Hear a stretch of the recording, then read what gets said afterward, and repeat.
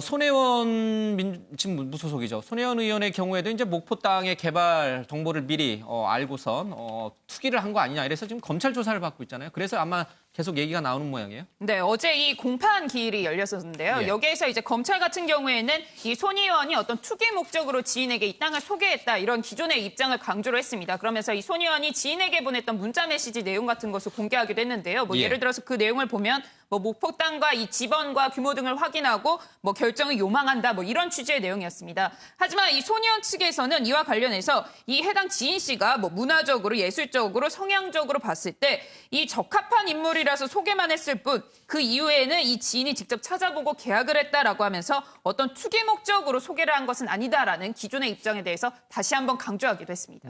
재판에서 이 문제가 지금 치열하게 법정 다툼을 벌이고 있는 거군요. 그렇습니다. 예. 근데 어제 손 의원이 또 SNS에 뭔 글을 하나 올렸는데요. 그렇습니다. 어제 재판 직후에 SNS에 글을 올렸는데 서울 사는 부자들은 땅이 오르면 좋고 목포 구도심이 빈집으로 버려진 채 반토막 났다가 이제 겨우 회복되니까 그렇게 배 아프십니까? 이런 글을 올렸어요. 예. 그래서 이 골동품도 그렇듯이 이 집이나 땅도 사겠다는 사람이 많아지면 집값이 오르는 건 당연한 일이다. 근데 이 수십 년 만에 행복한 미소를 짓는 목포 구도심 노인들이 그렇게 불편하느냐 그러면서 좀 비꼬는 그런 불편한 심기를 나타내기도 했습니다.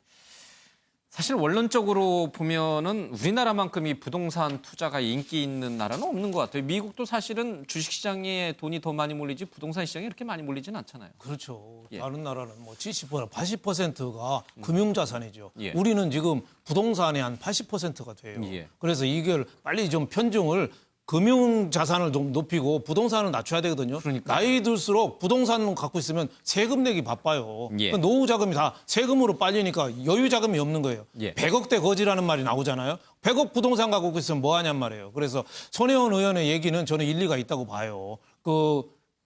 목포에 땅값이 형편없는 게 이제 조금 올랐는데 그걸 배 아프다고 난리냐. 옛날에 시골 부자들은 서울 와서 큰 소리 쳤거든요. 지금 시골 부자들이 서울 와서 아파트 하나도 잘 못 사요. 그럴 정도로 서울하고 지역하고 편차가 많이 커졌다. 다만 손혜원 의원한테 지적하고 싶은 거는 이 문제 해결을 위해서 그 문화재 거리 활성화라든가 이런 걸로 해서 국회의원이라는 신분을 갖고 공적으로 좀 할 수가 있는데 예. 꼭 사적인 관계로 그걸 풀으려고 했느냐. 여기에 대해서 좀 법적인 판단이 있을 수 있는 거죠. 지금 부패방지법은 그렇잖아요. 예. 국회의원의 지위를 이용해서 했으면은 그건 처벌을 받아야죠. 하지만은 모두가 다 공개된 정보를 했다. 그럼 처벌 대상이 아닐 거로 이렇게 봅니다. 자세한 거는 법률적인 판단이 있으리라고 봅니다만은 국회의원이라는 신분을 갖고 활용한 게 조금 국민들의 여론에 따가운 질타를 받은 거 아니냐 이런 생각이 듭니다. 예. 아직 재판이 진행 중이니까요. 재판 결과를 또 지켜보면서 비판할 일이 있으면 또 비판하겠습니다.